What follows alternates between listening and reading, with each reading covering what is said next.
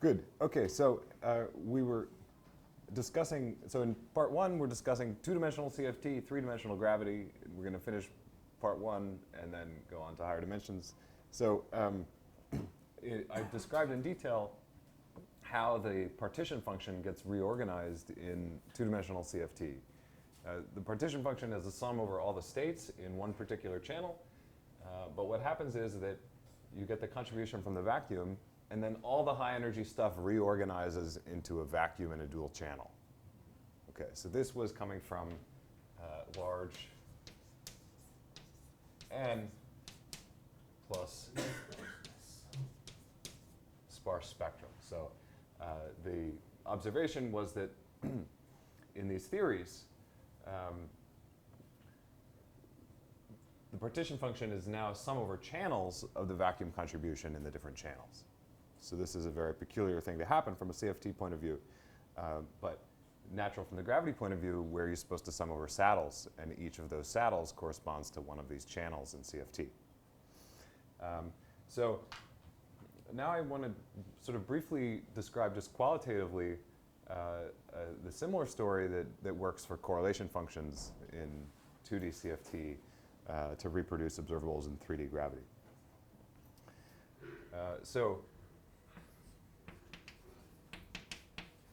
Well, the point is just that the situation with correlation functions is very similar.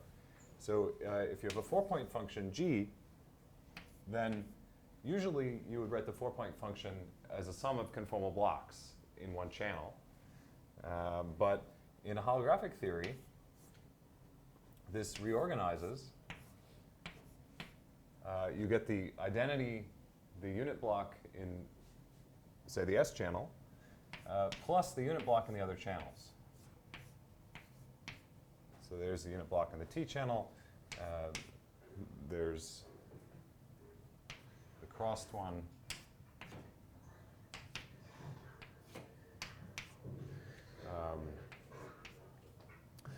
And actually, it doesn't stop there.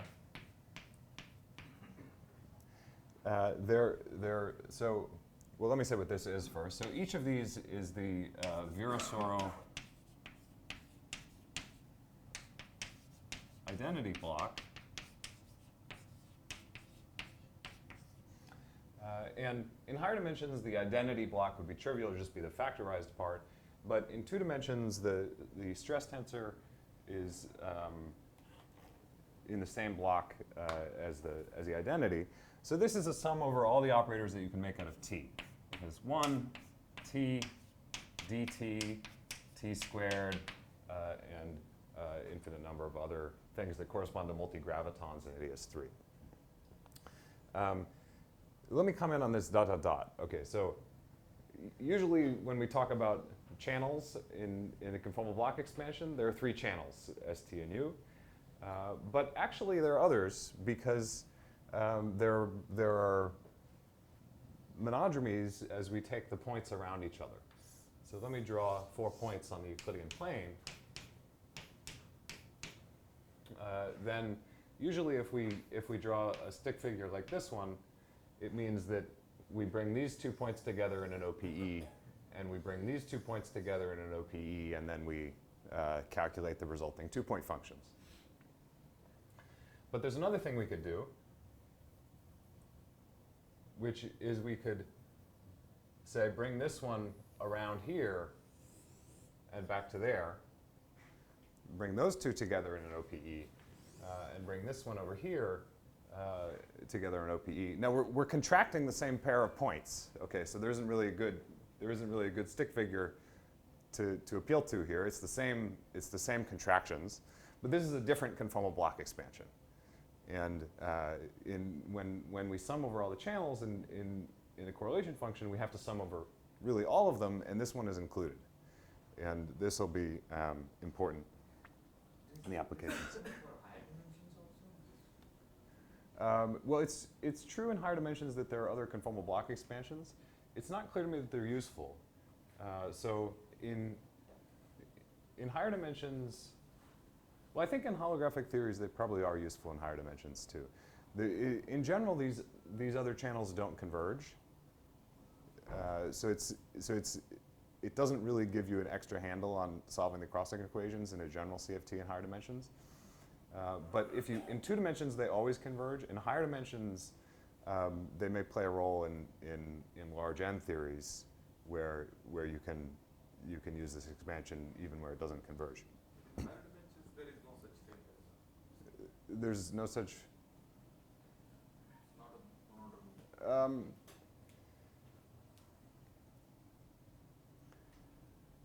There are monodromies in the blocks. There are monodromies in the blocks. So I think there may be something like this, although I agree there's no monodromies in the points, but I think once you decompose into conformal blocks, there are monodromies. So I'm going to ask a stupid question. I thought the full correlation function was supposed to be single value. Yeah, that's right. But the conformal, it's just like S versus T channel. If you do the full sum, they're the same, but the block expansion in the 2 channels is a different block expansion because there are monodromies in the blocks as you move the points around. So what is this type of expansion? I mean, in the CFT, I would just expand in one channel, right? Yeah, but it's just like this. The point is that. But is it in some sense a Witten diagram? It's similar to Witten diagrams, except this is really a non-perturbative. Well, this is a. And stuff like that. Yeah. But this is some non-standard thing that you just for 2 dimensions. I didn't quite. I mean, I'm not familiar with this type of. Well, I'll give you some examples. Well, let me specify. Okay, so in this case, in the partition function, we just derived this directly, but from modular invariance and the sparseness assumption. In this case, it's more of a guess. So in this case, we don't know exactly what the conditions are. There's some conditions you have to impose on the OP coefficients and the growth of spectrum in order for this to be true. But this is the minimal crossing invariant thing that you can write down. And if the OP coefficients grow slow enough, then you can derive this the same way that we derived this expansion up here. Are the dot dots the analogs of the off-diagonal, of the strange fillings in the torus? Is there some sense with Bootstrap? Yeah, let me comment on that because there were questions about it yesterday, and I think I gave a confusing answer. So in Euclidean signature, we can get other fillings of the torus. And the reason I didn't include them here is because in order to do this derivation, it was, well, I did it at 0 angular potential, but if we were to turn on angular potential, we would have to do it with real angular potential. We'd have to consider this partition function. And in this partition function, those funny saddles never dominate. The reason we have to consider this one is because the arguments that I gave in terms of the argument where we derive this require this to be a sum of positive numbers. And as soon as you put in phases, I don't know how to make the argument anymore. So I don't really know how to deal with those saddles. In this case, I guess they're sort of similar, but Let me make my question more precise. Those filling-ins were different Euclidean saddles. yeah. Are these dot dot dots different somehow? Euclidean saddles for. Yeah, you could say that. I'll give an example in a minute. But yeah. So apart from this identity block, what happens to the other blocks? Well, the point is that the other blocks reorganize. So, like, in principle, we're supposed to stay in one channel and sum over all the states. But the point is that the heavy states in this channel have reorganized themselves into the identity in the other channels. So from here, you will get information about the other operators by That's right. composing in a given channel. That's right. So we could talk about the heavy states in the original channel. These are sort of black holes running in the original channel, same as we had up here. But so this Latin Bootstrap program, Rajesh and company. Yeah, it's they very try to similar. Arrange the correlator in this way, except Yeah. that instead of summing over the blocks and all the channels, they sum over the Witten diagrams. And one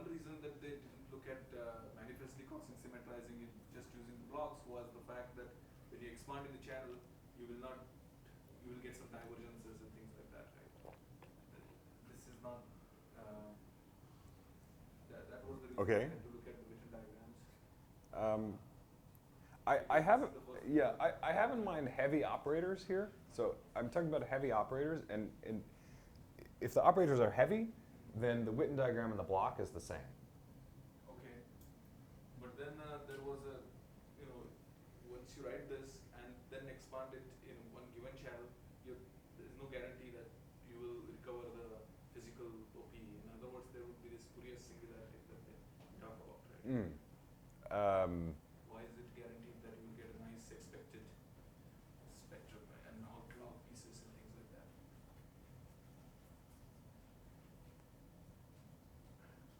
I mean, I'm not sure that it is a different expansion. If you take these states and try to expand them in the S channel, they'll all be heavy. So I think it's a bit different from the case with the Mellon amplitude, but. No, but why wouldn't you get logs, for example? A priori is it clear? What logs? Instead of power law in a S channel, so the idea is to take this and expand it, re-expand it in the S channel. Yeah, but this is not exact. This is not exact. This is in the same sense as up here. This is supposed to capture the leading e to the c contributions, and if we get logs or something, we don't have to worry about them because those should be fixed in the exact theory.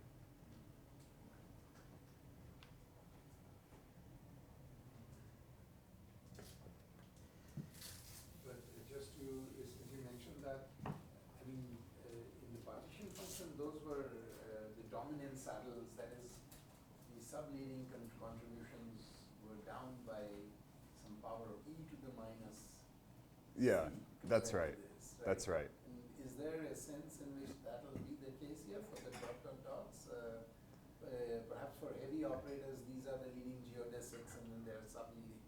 Is this Yeah, a story that's like right. that? Same story. Yeah, yeah. So for heavy operators, the other stuff will be down there, perhaps e to the minus delta. Well, they're also like one loop correct. They're also prefactor loop corrections to these. But yeah, then the other saddles will be suppressed exponentially. Yeah. Thank you.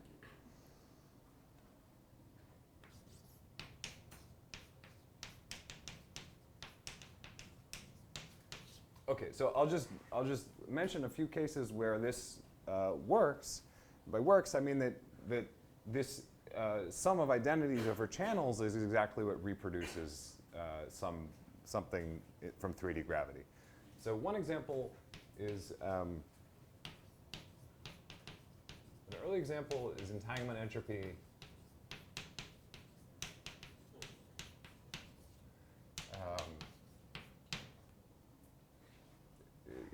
In a 2D CFT can be organized in this way and reproduces for you the Rutak-Inagi formula. I want to go into the details of that one. Another one which... Twist operators. That's right. That's right. So in this case, they would be twist operators. Another one... So the two possible Rutak-Inagi surfaces are the two saddle points. That's right. That's right. And in fact, the partition function is a special case of that with the second Renyi. Yeah. So another example, which I think you've probably heard about, is the correlation functions on BTZ. So this is work of Fitzpatrick, Kaplan, and Walters, where they studied a correlation function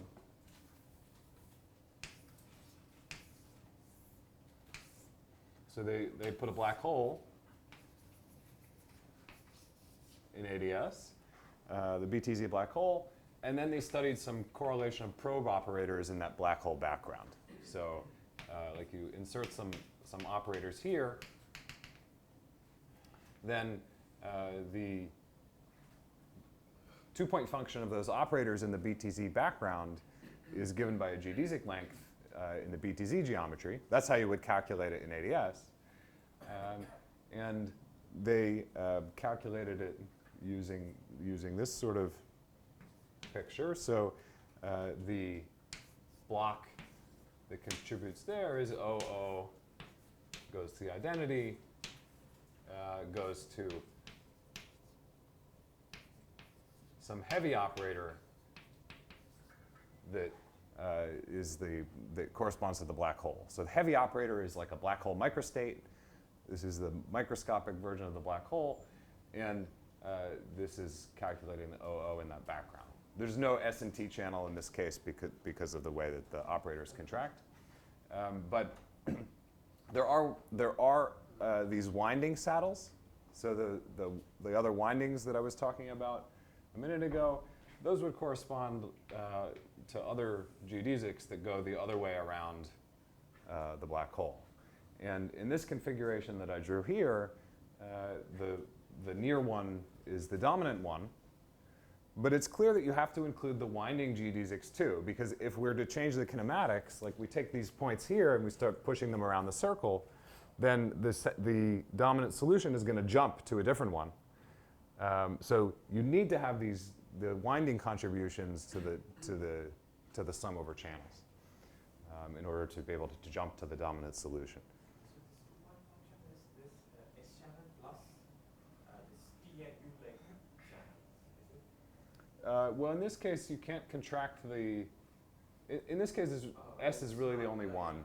It's really the only. So it's really just this plus the windings of this. But you say there is only one or many windings. There are many windings. So how do they look like in this well? Actually, there are an infinite number of geodesics that connect these 2 points because you can wind many times around.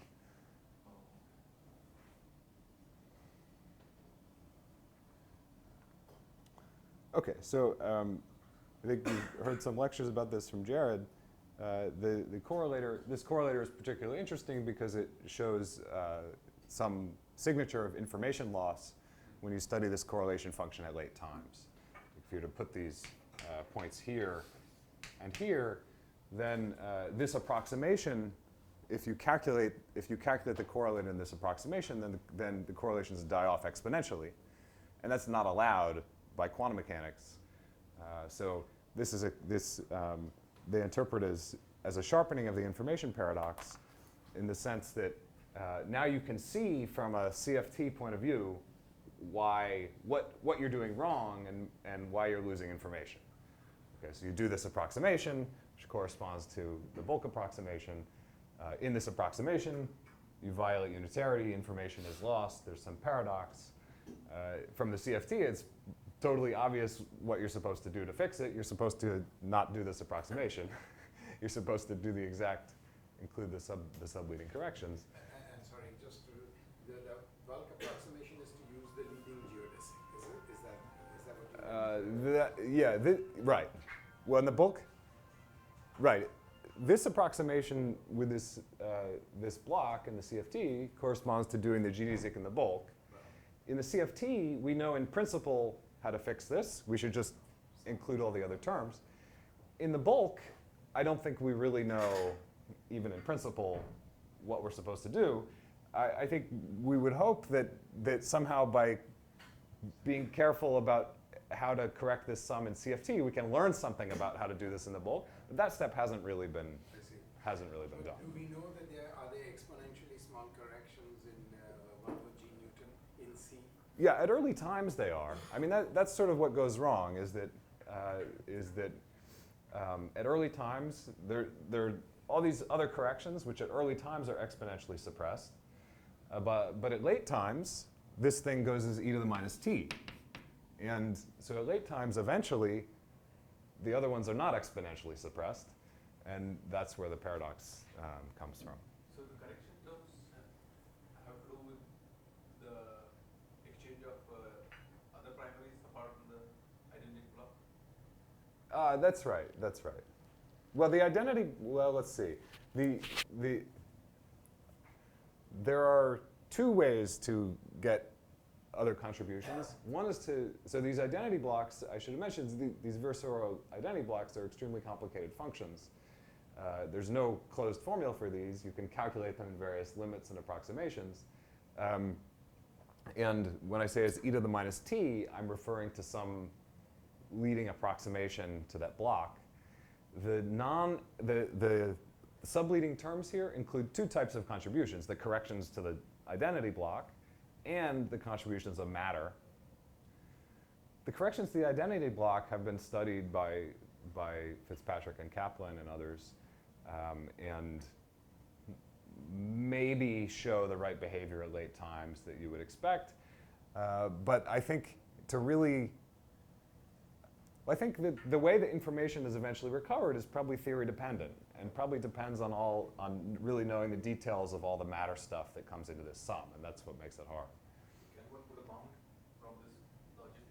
What?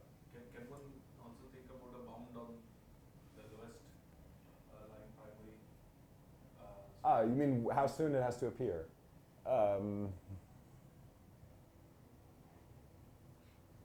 That's a good question. I don't know.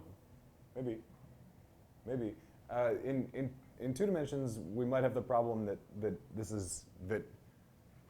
we might not be able to put a bound because it seems that the contributions from the subleading terms in the vacuum block will already be big enough to avoid a contradiction. But maybe by being more clever, I'm not sure. These subleading terms have to do with finite state. Yeah, that's right. This is a long back paper by Mandasena where he was saying that there was this problem of information loss where he included extra saddle point to correct that, right? Yeah, he was discussing. Well, this is a version of that same paradox. It's this 2-point function at late times. He points out in that paper that the subleading saddles that you've ignored are the right size to come in at the right time to fix the paradox. He's not claiming that by including those saddles we know how to fix the paradox. It's not that by including them you can see the information come out. He's not saying that. He's just saying that you can figure out where your approximation is breaking down by checking how big some other known saddles are. So you can understand that it's breaking down where you'd expect it to break down by this information loss paradox. But it's not that you can see the problem being fixed by including them. Presumably you have to include more than just the other saddles. You have to include the matter contributions. So here when you say like you have to include all the other things, that will probably going to fix this problem. Is it the same statement to that statement? Or? It's the same in the sense that we don't know how to do it in either case, but in principle, you should get the right answer by including all the terms. But you're saying it's not clear that there's some simple saddle point Yeah. that will. Yeah, that's right. Yeah. That any saddle and small corrections are. Right. We don't have any, like, beyond just saying include all the other terms. We don't have a better way of saying it. And I think that's why we don't understand how to resolve the information paradox in the bulk, because the bulk, you don't want to say like just sum over all the quantum states. That doesn't help you. You want to have some kind of description in at least something that sort of looks like geometric language. We don't have any way of organizing the other terms that way. So, but in any particular theory, let's say the symmetric product, Yeah. one could study this in detail. Yeah. And try to get that. Maybe it's theory dependent. That's, yeah. I mean, try to see what kind of corrections are needed. Yeah. I would say, I mean, to some extent, that's the sort of thing that people are trying to do now with the SYK model. It's a little bit similar in terms Right. in that you can create paradoxes like this that you understand. In SYK, I think they've even made some progress on that other question, but I'm not sure what the status is. Right, but SYK has its own baggage, since it's not really unitary theory. Yeah. Right. Yeah, maybe I don't think they've made progress on this particular paradox, but on related things of trying to. Yeah, look behind the horizon. Yeah. But in the context of the spectral form factor, the Stanford and Schenker have reproduced this ramp thing, Yeah. which you cannot get from the leading saddle. So there's this subleading saddle geometry, which is some kind of a double cone Right. geometry in transformation. And there, because the spectral form factor, you don't particularly have to average over all the realizations of the random coupling. You can take any one of them and lossless.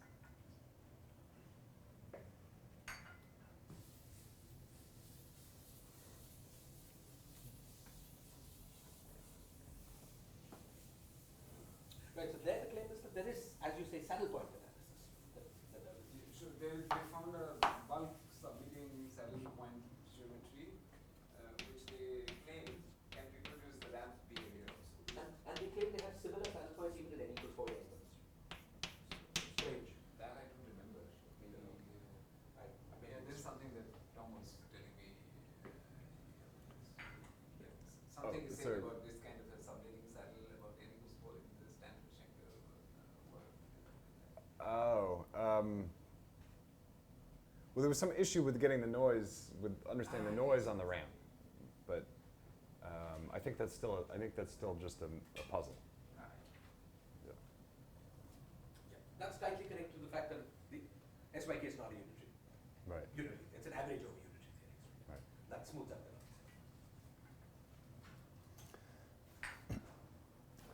Okay, so one more example, and we'll go to higher dimensions. So the last example is the collapsing black hole. So this one is more intricate. So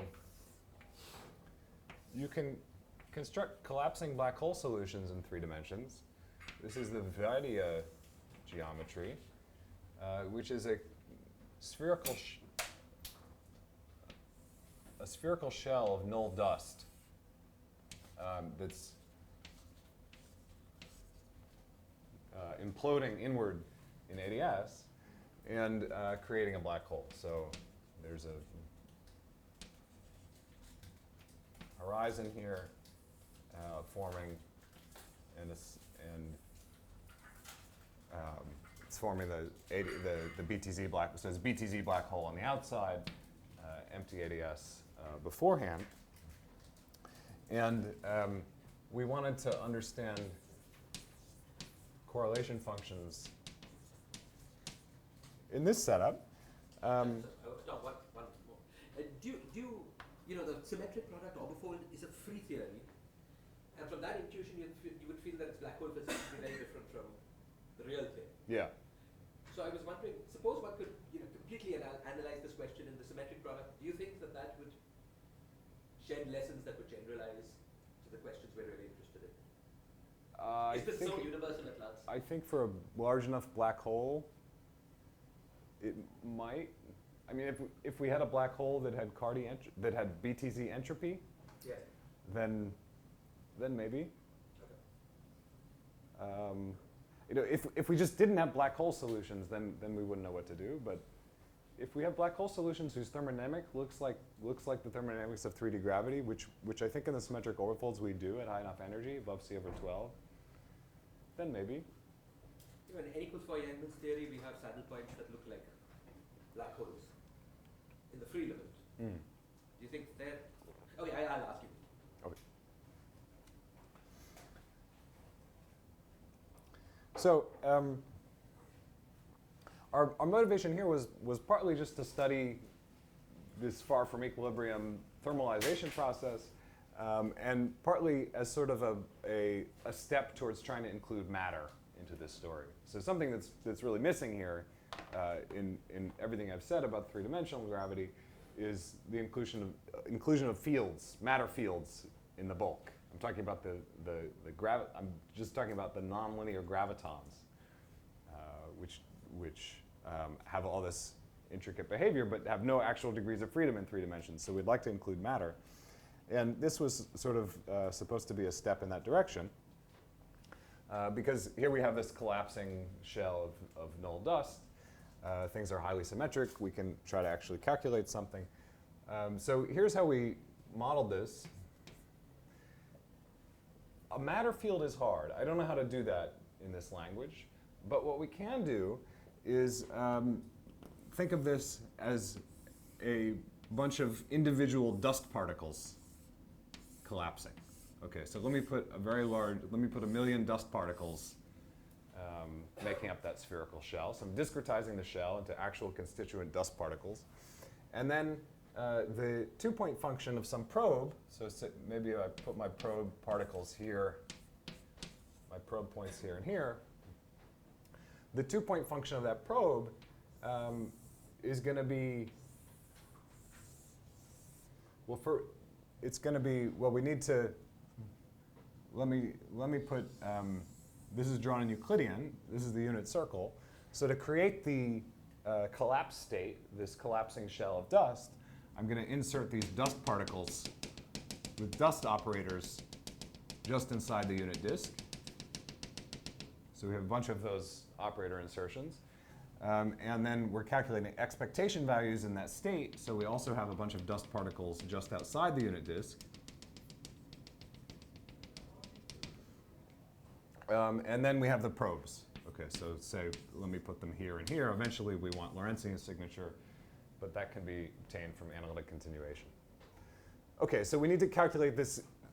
If we want to reproduce the smooth spherical shell, we need to calculate the identity contribution, the identity block contribution to this infinity point function. Okay, so at any finite, for any finite set of insertions here, that's totally hopeless. You can't calculate Virasoro identity blocks for many points like this. But in the limit where you take these to have an infinite number of insertions, where you recover spherical symmetry of the background state, you can actually calculate that block. So you can calculate the number of dust particles to infinity spherically symmetric block that you get here. And sorry, the dust particles correspond to operators of anomalous dimension order unity, or? In this case, well, in order for the limits to be, in order to be able to use this identity block method, everything has to be much bigger than 1. All dimensions has to be much bigger than 1. So we need these particles falling in. Yeah. But Yeah. not as heavy as C plate. Right. Much, much less than C, but much bigger than 1.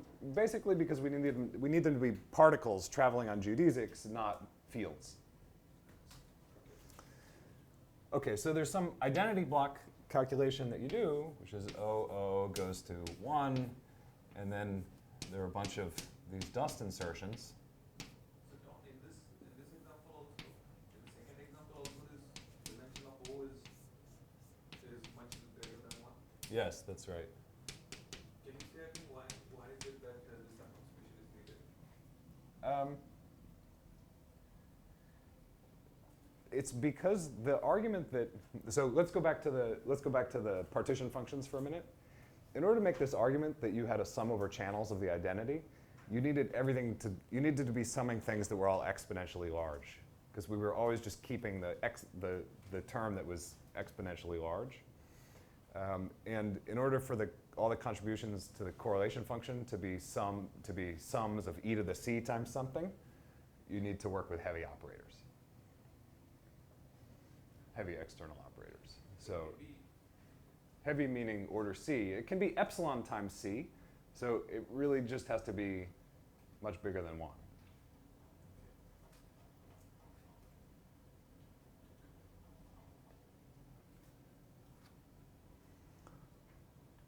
So the simplest block you can write is something like this, with an infinite number of identities running in an infinite number of contractions, and then you have to sum over an infinite number of windings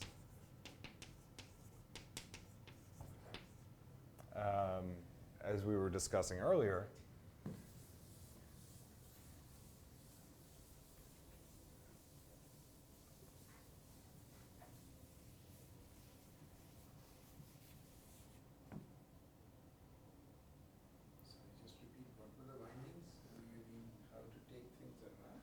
Yeah, exactly. So like in this picture, one way of doing this OPE would be to bring these operators together like this.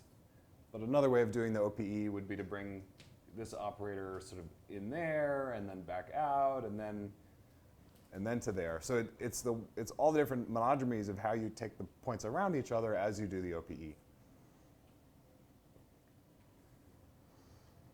So this has this sum over windings is essential to get the right answer, because what you find is, so ultimately we're interested in some time-dependent correlation function here. And what you find in the continuum limit is that the sum over windings itself becomes a saddle point sum, and that as you evolve in time, the which winding dominates also evolves in time. Okay, so this becomes more like an integral over windings, and that the choice of or the time dependence comes exactly from that integral over windings. This has a nice interpretation in terms of the bulk as basically a bulk path integral. So in the bulk, I'm not going to do the whole path integral, but you can do a sort of partial path integral where you hit the shell at some crossing point. And so let's say we hit the shell here, and then we come back to the boundary like that. And when we do the bulk path integral, we have to sum with phases over all the different ways that that particle could hit the shell. And this is exactly the sum over channels in the CFT. So I think this is sort of one way to get a picture for what's going on with these sum over channels. At least in this case, the subdominant channels are off shell in the bulk. So the integrand of that sum over channels is the product of the Green's functions from here to there and there. That's right. That's right. Yeah, so the integrand here is the integrand there. And that map is exact, is it? Well, it's exact to the same approximation we've been working in, where you keep the e to the c dependence.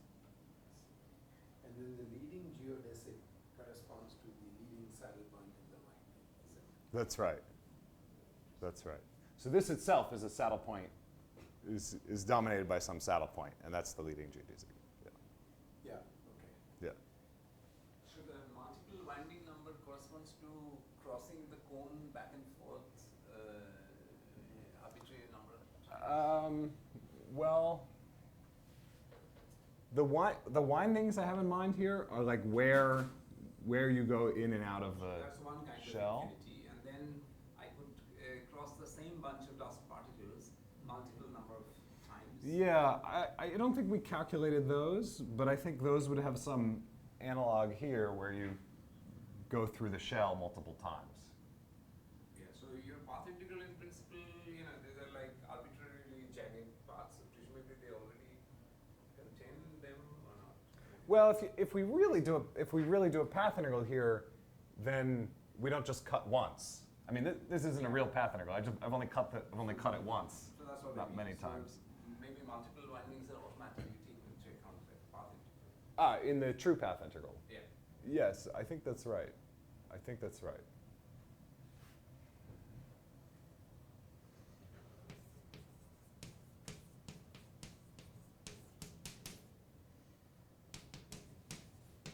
Okay, so we're going to go on to higher dimensions. Let me just end 2 dimensions with some comments on open questions. A big one is including matter into this story. We're talking about the leading graviton contributions, but really we want to do a full-blown quantum gravity in ADS3, including matter, including higher dimensions, and everything. So that hasn't really been done beyond this toy example of dust particles. There's what I sort of touched on earlier, which is getting a better handle not on making paradoxes, but on solving paradoxes. Okay, so we know how to make, now we know how to make paradoxes from the 2D CFT point of view. We don't really know how to resolve them. This has to correspond to subleading terms in these sums that I'm talking about. And a related question is whether we can use similar methods to study theories where we actually have a microscopic dual. Along the lines of what people have done, say in ADS2, the SYK model, where you can really think of that as the infrared model of SYK. There are some statements that are in the literature about the information paradox not getting resolved due to subleading corrections. Maybe to G Newton. After that, Yeah, I think if all we know is that there's some information paradox, then you might guess two different ways that it could be resolved. It could be resolved by corrections to the, so you have some saddle point term, which is giving you a paradox. It could be resolved by corrections to that saddle point term. Or it could be resolved by a whole new e to the minus c suppressed contribution. And I think that the way to interpret like these statements, you're thinking of like Mator's argument about small corrections. Yeah, I think if there was some small modification you could do, say to the local Hamiltonian of the evaporating particles near the horizon, I think that would correspond to a fix of the information paradox that comes from the corrections around the term that you're already studying. And the fact that you can't do that is the fact that you really need to include an e to the minus c suppressed. so it's only non-perturbative effects. That Yeah, it has to be non-perturbative. Right. Also, Mathur's paradox depends on having a bulk temperature. Nothing here will clear that out, right? I mean, you'd be able to see from the boundary how it's unitarized. Right. But this business about space-time near the horizon, that's not being accessed yet. Exactly. If you could fix it with some small modifications to the saddle point, then I think we would call that having a bulk, and we would declare that to be a resolution. But we know from Mator that can't be, that's never going to work. But if So there is a different saddle that you have to look at, then what that doesn't quite have a nice interpretation of space-time near the horizon, right? if there really was a different saddle, maybe we'd be okay. If there really was a different saddle, maybe we could give it a space-time interpretation. But if there's just a bunch of exponentially small stuff and you can't even really give it a saddle point interpretation, then it's not clear to me that there even is, like, it's not even obvious that there has to be a resolution of the information paradox in the bulk. It could just be that it just, when you probe it at 8 times, the whole notion of the bulk geometry doesn't make any sense, and you just have to do full-blown quantum gravity. I don't know a good argument that it's not that. Can I get, after we're done, perhaps let me wait. But yeah, just to ask you, sort of try to formulate the information paradox, at least sort of in the usual way from a hierarchy perspective. Usually we say, you have to probe the system with a high enough endpoint correlator. Yeah. Because we expect whether it's pure or impure, if you look at it at 2 or 3 point correlator level, it's going to look thermal, right? Yeah. So can we at least, once we add matter, let's say, and in a sense we have genuine Hawking evaporation, can we try to set that question up that, there's a kind of breakdown if you did just leading semi-classical gravity, if you probed e to the s Bekenstein Hawking number of insertions. Nobody's done that, but I should have said, I guess, that was really part of our motivation for setting up the collapsing black hole. So if we do the BTZ eigenstate, this heavy light Fitzpatrick Kaplan Walters thing, then you can study Maldasena's information paradox, which is the late time 2-point function, but you can't study Hawking's information paradox. Correct. That's why In principle, you should be able to study Hawking's information paradox in this collapsing black hole, but we don't know how to do it. But you seem to be close. I mean, you want to do what you did for the infall stuff also for the outgoing and have an infinite number. You know? Yeah. It should be, you're right. In the late time case, it's the T that's competing with the 1/c expansion that gets you into trouble. Here, there should be a way of seeing it as the number of points competing with the 1/c expansion, but I don't have a concrete realization of that. Thank you.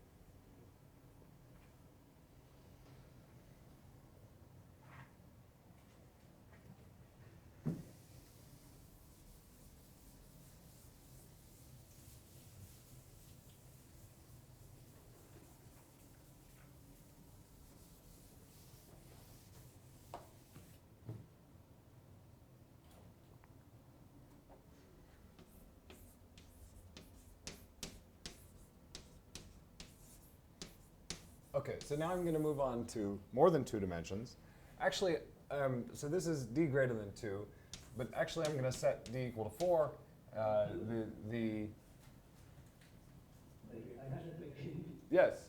And regarding this collapsing, the Weidner-like setup, so there can one actually trace the entropy in the sense that can one actually say that you start with the pure state and you go to some entropy, within the things that attribute that off, you have some evolution which actually produces that entropy, or where that entropy comes from this DFT side. No. Okay. So no, I don't know how to do that. So the problem is that what we do know how to calculate is entanglement entropy. Oh, my picture's gone, but we know how to calculate entanglement entropy. We know how to match entanglement entropy in the bulk to entanglement entropy in the boundary. But I think we don't really know the dual of horizon area. And if you try to calculate in a pure state the entanglement entropy, then when you have a collapsing black hole, you get 0 in the bulk and you get 0 in the boundary because it's a pure state. And they agree, but you don't learn anything about the black hole area. And we don't know what microscopic calculation we're supposed to do to get the area. So so then we don't know how to reproduce it. Sorry, this will take us apart, perhaps, but there's also a notion, probably approximate, of bulk entanglement, right, which is different from boundary entanglement that's captured by Ryutakinai. And that's what you might think gives us area, bulk area. Right. If there was a way to make that precise in the boundary, it'd be very interesting to see whether we got area of 4G Newton. Yes. Right. Right. Right. You want to take the inside of the black hole and trace that out. Yeah. Yeah, but we don't know how to do it. Yeah.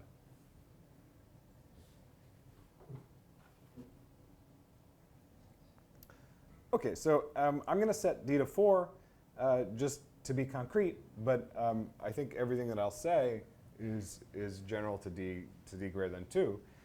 This case is more interesting, obviously, but it's also much harder because we don't have Virasoro. So it's Virasoro that was allowing us to study truly nonlinear gravity solutions in 3 dimensions. And that means that I'm going to, for now, have to be happy with perturbative analysis around vacuum in higher dimensions. So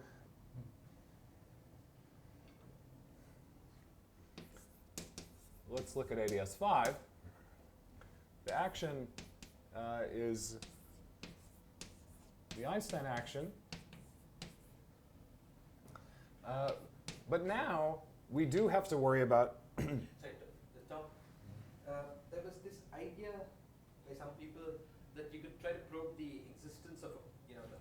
formation of a bulk by looking for new singularities and correlation functions. Oh, the bulk point business, yes. I was wondering, do you see,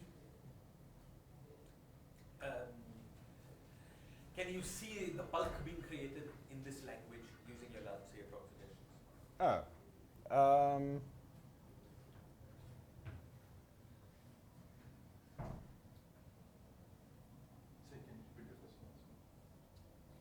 There was this paper by various people at Princeton which said that, let's try to find a precise notion of having a bulk. So in quantum field theory, you get singularities and correlation functions when certain conditions are satisfied, having to do essentially with light-like separation of external points from a particular point, let's say. Okay, but it sometimes happens now. You can do the same singularity analysis in the bulk, and you get singularities when the kinematics is separated in this light-like way in the bulk. And sometimes you get new singularities in these field theory correlators because the bulk allows this kinematic to work where the boundary does not. And that's sort of like a reflection of having a space-time description with a bulk. And of course, these new singularities at any finite n, everything's finite in the field theory, cannot be there. Right. So they have to be resolved, but they should emerge in some large C approximation. Yeah, no, it's a great question that we've tried to answer, and we're prevented for technical reasons. So maybe I can say a word about that.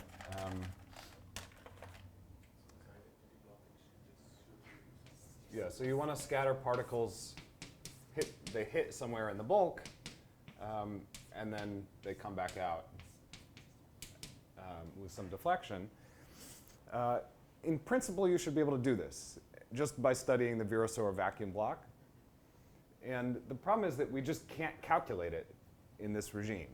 And if we could, it would be nice because you wouldn't just get the bulk point, you would also see the fact that the bulk point is a fake. Because ultimately there's black, right? So if you scatter these hard enough, what you actually do is make a black hole. And there isn't, the bulk point singularity isn't really there. So you should also be able to see that from the Virasoro identity block. But we just can't calculate it in that regime because it requires taking the Virasoro block to the second sheet into a regime where you can't even do it numerically, and then we get stuck.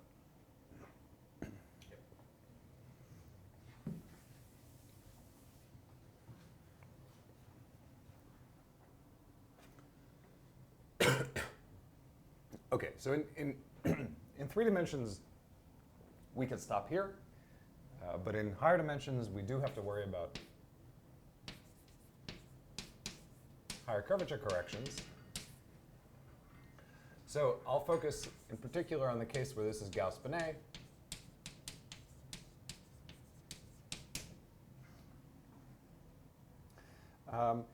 Now, universality or effective field theory is the statement that we expect any theory of quantum gravity at low energies to look like Einstein gravity. It should just have the leading terms.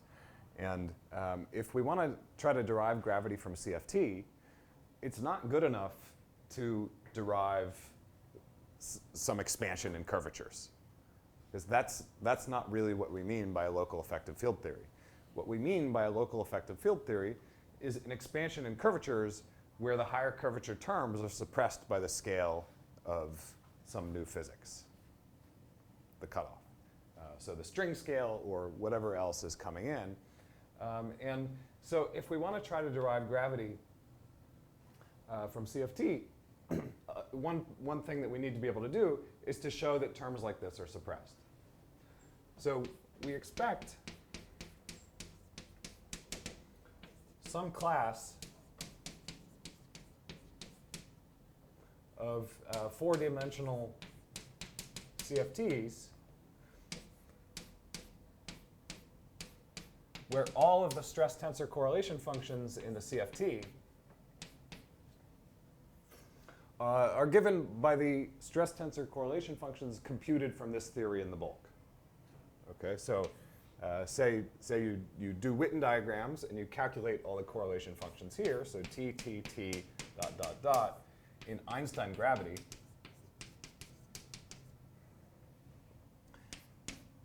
with corrections, but importantly, those corrections are supposed to be suppressed by, well, in bulk language, the scale of new physics. In CFT language, we're imposing that the theory is just the stress tensor at low energies, and it should be suppressed by the gap to new physics. Okay, so if you have just the stress tensor and stress tensor composites up to some scaling dimension, then this should be suppressed by that scaling dimension where new operators, stringy operators, are allowed to enter.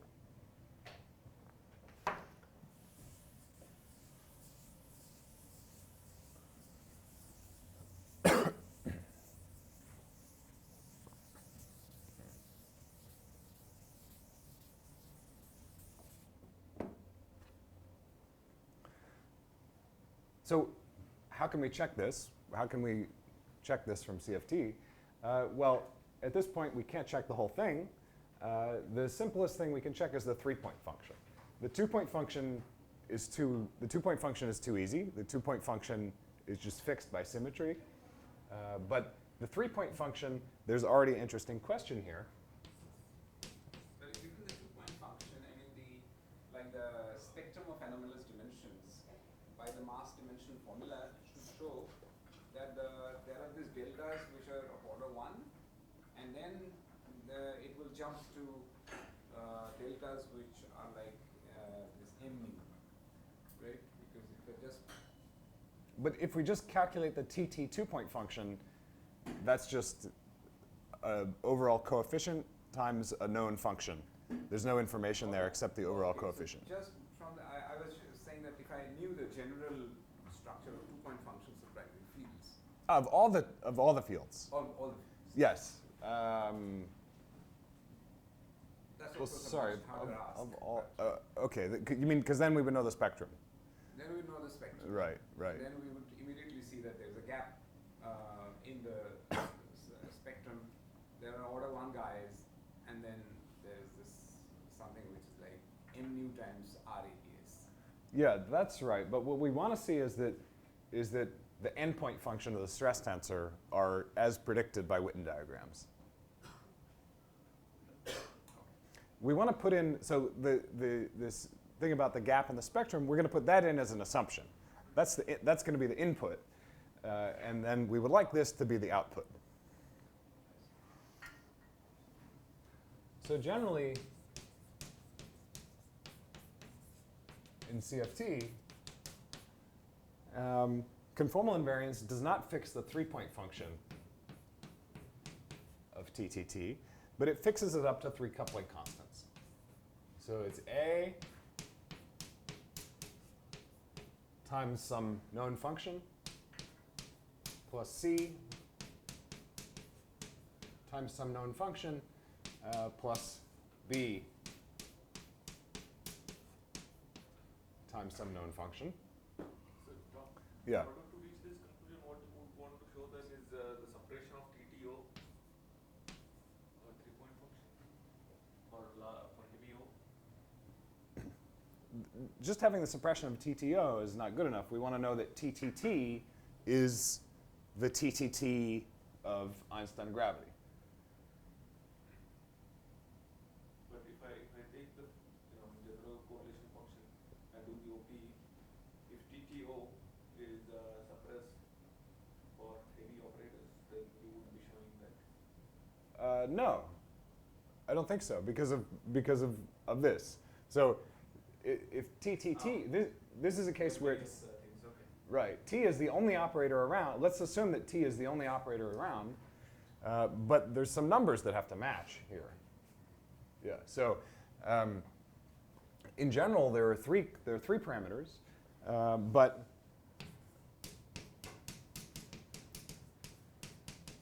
Einstein gravity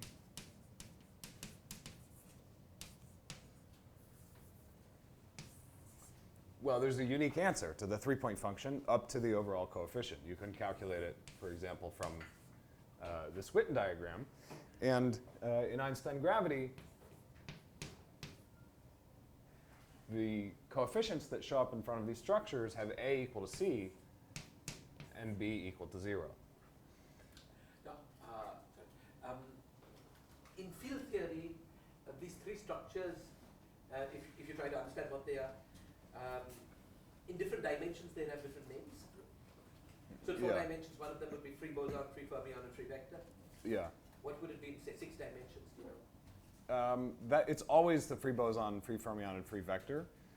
A free vector is Some key form. There's a yeah. Right, a free form field. okay. So that would be in even dimensions. Is this right? Or even in odd dimensions? In odd dimensions, it's still both. There's still 3. Yes. I'm not sure what the third one means though. Yeah. For instance, in 3 dimensions, it has no free meaning. Just an odd structure. It appears in these vector Chern-Simons theories. But there's You mean the parity odd? yeah. Well, but in higher dimensions, there's these don't have to be parity odd.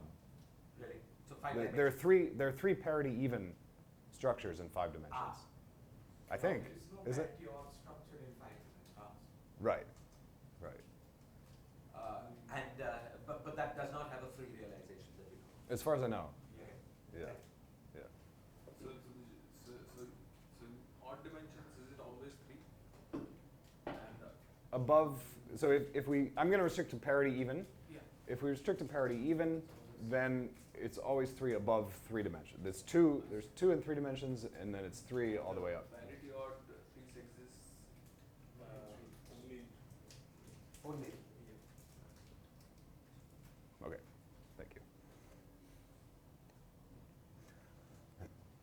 Okay, so these A and C, I gave them these names because these are also the anomaly coefficients in 4-dimensional CFT. B, that's not an anomaly coefficient, but it happens to go nicely with A and C. In other dimensions, there would be some similar set of structures. For our purposes, it doesn't matter at all that these are anomaly coefficients. That just happens to be the name that we're using for them. And similar things to carry over to other dimensions. Okay, so this is a real puzzle from the point of view of someone just thinking about quantum field theory, is what is it about some universality class of 4-dimensional CFTs with large N and a sparse spectrum that requires them to have A equal to C and B equal to 0?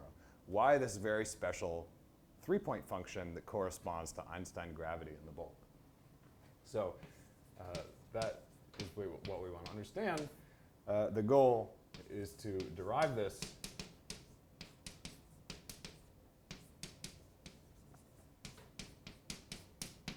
from CFT. I'll specifically talk about A equals C, but the other one is the same. This other constraint is the same.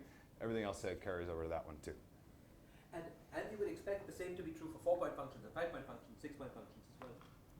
That they all should just. You mean this fact? Yes. Yes, but I have no idea how to show it.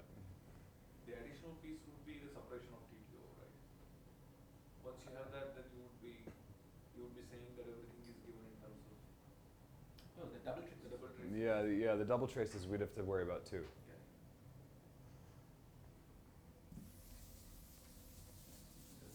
Yeah.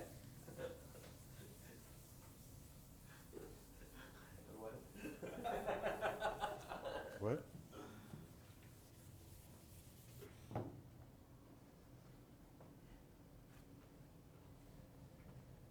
Okay, so I know that some of you have seen parts of this before, and Sandepan discussed part of this in his lectures here. I'm going to do it a bit differently, but the goal is to prove that A equals C.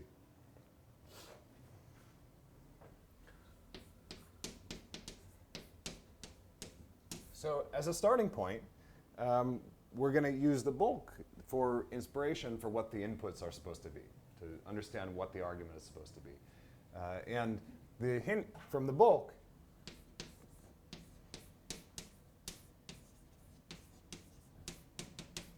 is that this constraint should come from causality. And this is a result of Kamenho, Edelstein, Maldacena, and Gibeira, well, building on earlier work by various people, including Hoffman and Maldacena, on using causality in the bulk to put constraints on the TTT three-point function. So the idea there is to look at a shock wave propagating through ADS. So this is the shock. The shock is a solution of the Einstein equations or the higher curvature equations, which has a source traveling on a null geodesic.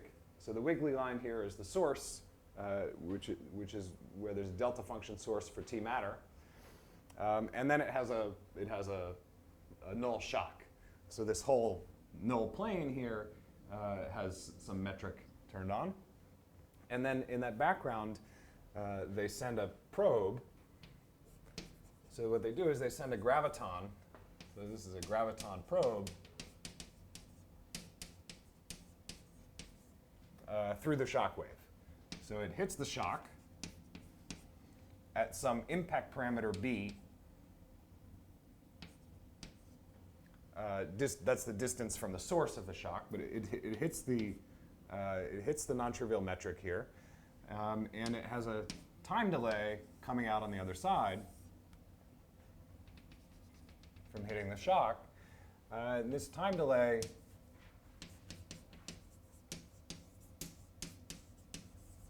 should be non-negative by causality.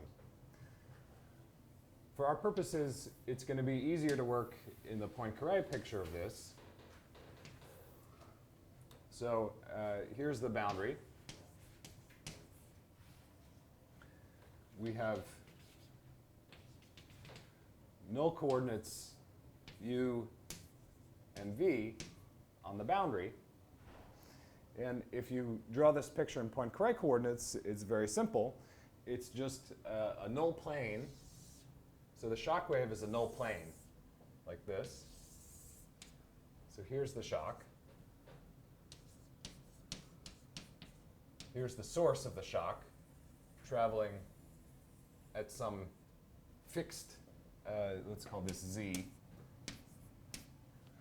So the source for the shock, my shock is a little curvy. That was supposed to be a null geodesic in the bulk, sitting at fixed distance from the boundary. I don't think I can draw the graviton in here, but well, I'll try. Okay, so the graviton comes in from behind. It's just a null ray in the other direction. So it comes in from behind, it hits the shock, there's a time delay, and then it comes out on this side. So there's a graviton. So the shock, in this picture, the shock is going sort of into the board, and the graviton is coming out of the board and hitting that shock. From this picture, it's a little confusing about whether these particles actually hit the boundary, but from this picture, it's clear that they do. These particles do hit the boundary, so we're really talking about signals that started at the boundary and ended at the boundary, and for signals like that, we know what causality means. It's causality in the dual CFT, and we know that signals in the CFT cannot propagate outside the light cones, so we know that time delays like this one need to be positive. This metric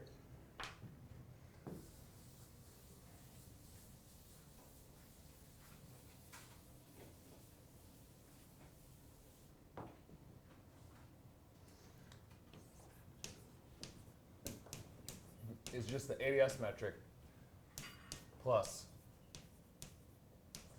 a UU component, null component, which I won't write, but is some known function that you can find.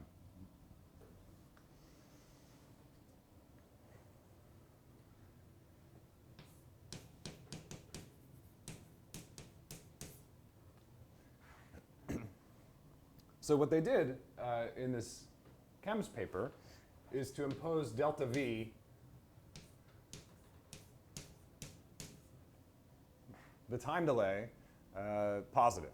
I've written it as delta V of epsilon because this graviton that's going through the shock wave has some polarization, and the time delay will depend on that polarization. Okay, so we should put in all possible polarizations and require that they all have positive time delay. There's also in this an impact parameter B. And what they showed is that for B goes to infinity,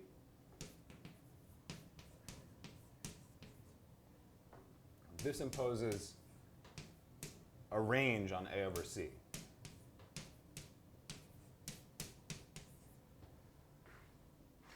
It says that A over C has to lie in this window between 1/3 and 31/18.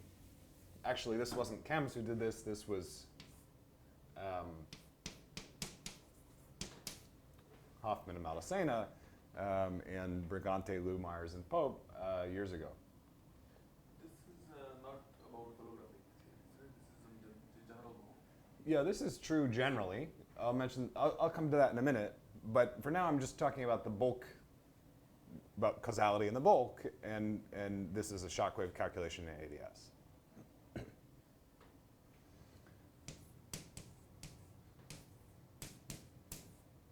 Okay, so this type of shockwave.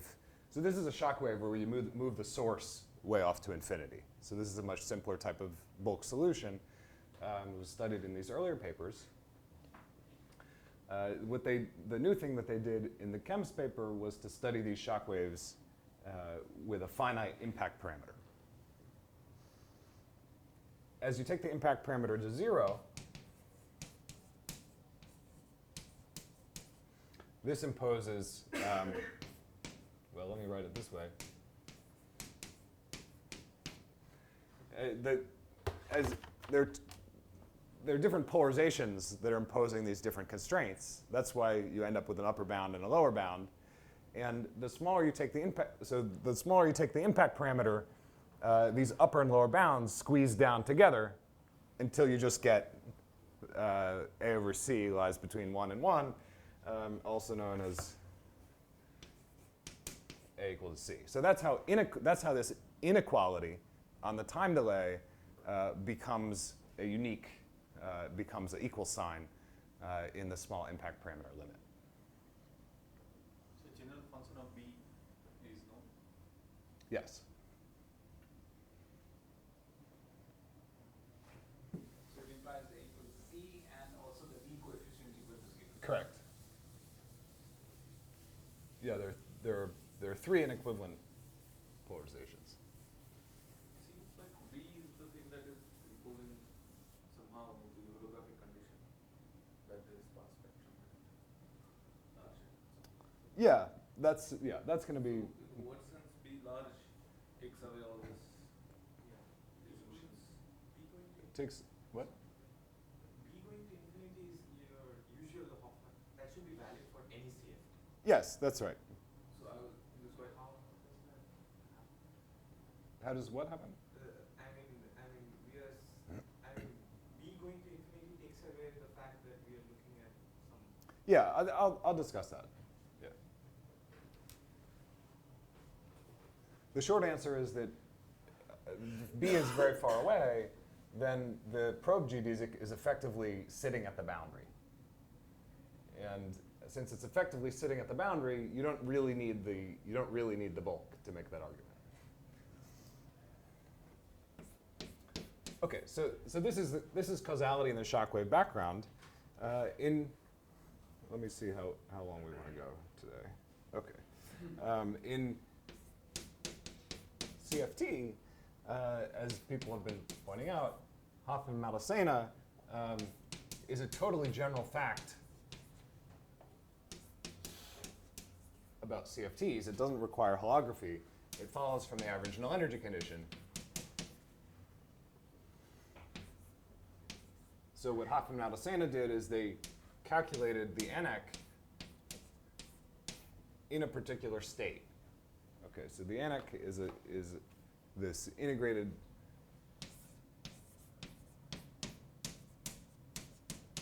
null components of the stress tensor. This is supposed to be positive as an operator condition. So its expectation value has to be positive in any state.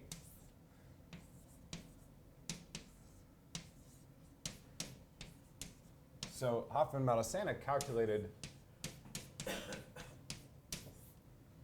the average null energy in a state that's created by inserting the stress tensor itself. Okay, so this has to be positive. And since in a CFT, TTT, so this is now an integrated, you have to insert this in momentum space to get the strongest possible constraint. There's actually also some wave packet. It's fairly complicated. But this is now just 3 integrals of TTT. Okay, so it's clear that this is going to be fixed in terms of A, B, and C that were the parameters of the 3-point function of TTT. So they plugged in the general CFT 3-point function here and found the constraints. And the constraint on A over C is exactly this one here. Okay, so the point is that there's a inequality that's true in that's supposed to be true in any theory. Now I should point out that at the time it wasn't known if the NX was true in CFT. There's a physical argument for it, but there was no actual derivation. But if you accept the NX, then there's this inequality that's true in any CFT. And what we are expecting is that for large n and a large gap, that inequality becomes stronger and becomes A equal to C. So the strategy, based on this hint, the strategy that we're going to follow is really motivated actually by our discussion of the Carty formula yesterday. It's very similar.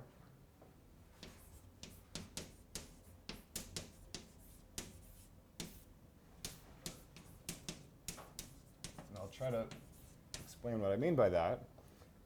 What we're going to do is we're going to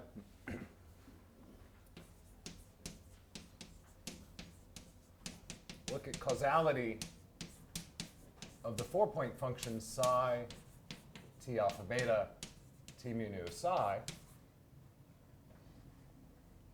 Why are we looking at causality of a 4-point function? Well, that's what the bulk told us to do. Okay, so in the bulk, we're looking at a graviton propagating through a shock wave. So if we want to try to set up that experiment in CFT, then we need to make the shock wave and use a graviton to probe it, which is dual to the stress tensor. Okay, so the bulk suggests that we're supposed to think about causality of a 4-point function in CFT. So the question of this, so the fact that for B equals 0 you get the holographic bound and for B equals infinity you get a general bound. Mm-hmm. Does that in some sense tell us that B effectively is some sort of a measure on the space of CFTs which measures non-holographic nature of it? I wouldn't say that. I would say that B is built into the kinematics here. So in any theory, you can set B to what you want. Right, but effectively that's somehow What it's going to correspond to, and we'll see this in detail, is when we do this calculation of the 4-point function, we're going to use the OPE, and in any CFT, we can use the OPE reliably for this experiment because of B being large, and I'll explain that. But these kinematics, we can use the OPE in any CFT, and we can prove this using the OPE. In holographic theories, it's very much like the Carty formula that you can use the OP is much more powerful in holographic theories because of large n and the large gap. So in a holographic theory, you can use the OP for any value of B. Or more accurately, it's the gap to the new physics that tells you when you're allowed to use the OPE and corresponds to how small you can take B while still having a reliable calculation. But does that in some sense now mean, because as Sachin was asking, these bounds are known as a function of B, then Yeah. does that mean that these are the bounds on the CFTs with a gap, given gap?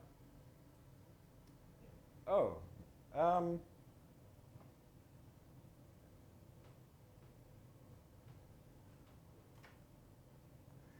I think that's right, although they're not strict like it's not that there's an equal sign between relating the gap and B. It's more like a tilde. Okay. But yeah, up to that tilde, yes, I think that should be right. So, just one question about, so if you take the impact parameter going to 0 when you got this A equal to C condition, so in that case, since you had a singular delta function null source, you're going very near to it. So Yeah. how do you trust like the metric in the first place in that case? Well, you don't literally take it to 0. We're working in a classical limit, so you don't take it so far that the G Newton expansion breaks down. So you stay many Planck lengths away, and then you're okay. Okay, so you'll just get A to be close to C. That's right. This is really, yeah, I should have mentioned that. When they derive A equals C, it's not really that A equals C. A is slightly different from C, but the point is that the difference A minus C sets for you the scale at which new physics has to kick in. Okay, so it's the difference A minus C must specify the string scale for you. That's the conclusion. Okay, so I'll just write up the strategy here, and then this is what we'll do in the last lecture. So the strategy is to first use this causality to derive the ANAC in any conformal field theory. We'll do that using the OPE and analyticity and causality. And then, at that point, we've just worked in any CFT. We haven't used large N or large gap or holography or anything. And then to use large N and the sparseness or large gap condition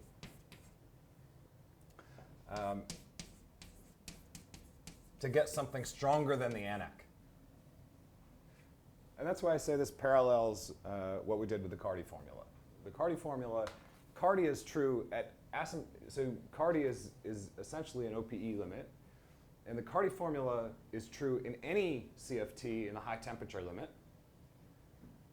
But when you have large C and a large gap, the expansion becomes more reliable. The expansion in blocks becomes more reliable. The vacuum dominates over a larger range. And then you can extend the Carty formula all the way down to C over 12. This is very much analogous to that. It's that in any theory, you can derive the ANAC by doing something that corresponds to this large impact parameter. But by assuming a large N and a large gap, the OPE becomes more reliable, or the approximation that we're going to make is going to be reliable in a larger kinematic range. And that larger kinematic range is going to allow us to effectively send B to 0 in the bulk. And that's how we'll get a stronger condition. The stronger condition that we'll get is, okay, so the ANAC is this operator integral T is positive. The stronger condition that we're going to get using large N and a large gap is what I'll call delta L is positive. So delta L is an operator that generalizes the ANAC to holographic theories and is called delta L because it corresponds to a length operator in the bulk. So that is the aim for the last lecture, and I'll stop there today for any more questions.